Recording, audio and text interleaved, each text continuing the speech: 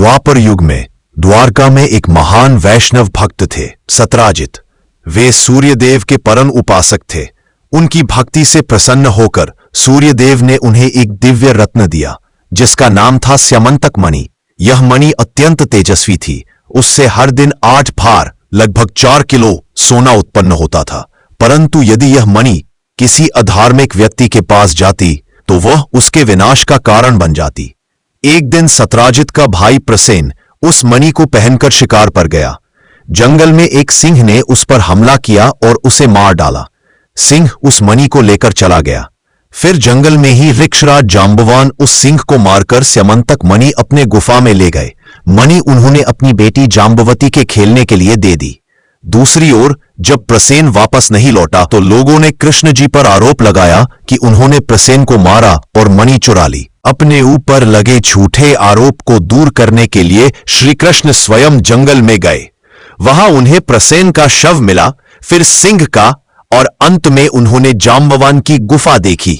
श्री कृष्ण उस गुफा में प्रवेश कर गए और देखा कि एक छोटी बालिका जांबवती मणि से खेल रही है। तभी जांबवान लौटे और उन्होंने देखा कि कोई व्यक्ति उनकी गुफा में घुसा है। वे क्रुद्ध हो गए। उन्होंने बिना कुछ पूछे तुरंत आक्रमण कर दिया। श्री कृष्ण और जांबवान दोनों ही अलौकिक शक्तियों से संपन्न थे। उनका युद्ध 21 दिन और 21 रात तक लगातार चलता रहा। पहाड़ हिलने लगे, धरती कांपने लगी और चारों दिशाओं में उस संघर्ष की गूंज सुनाई दी। जांबवान के प्रहारों से श्री कृष्ण का शरीर नीला पड़ गया और श्री कृष्ण के प्रहारों से जांबवान का शरीर रक्तरंजित हो गया। आखिरकार जांबवान थक गए। उन्हें एहसास हुआ, यह कोई साधारण मनुष्य नहीं हो सकता। मेरे समान बलवान तो केवल भगवान विष्णु ही हो सकते हैं।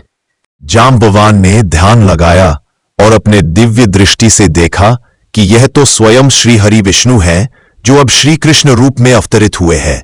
वे तुरंत भूमि पर गिर पड़े और बोले, प्रभु मुझे क्षमा करें, मैंने अज्ञानवश आपसे युद्ध किया। आप वही हैं जिन्हें मैंने वामन अवतार के समय विराट रूप में देखा था।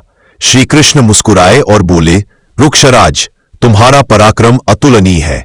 तुमने धर्म की रक्षा की है और तुम्हारी भक्ति सच्ची है। तब जांबवान ने स्यमंतक मणि श्री कृष्ण को समर्पित की और अपनी कन्या जांबवती का विवाह श्री कृष्ण से कर दिया। इस प्रकार जांबवती श्री कृष्ण की एक प्रमुख पत्नी बनी।